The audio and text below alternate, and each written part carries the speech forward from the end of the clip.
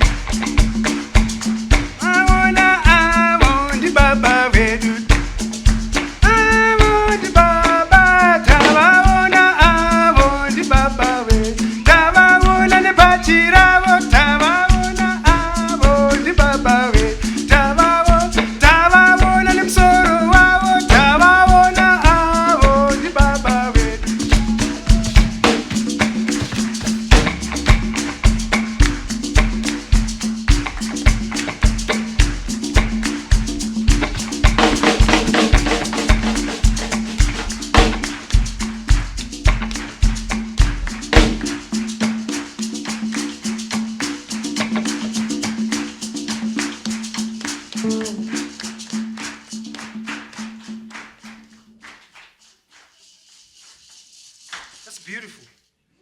Welcome to the African village.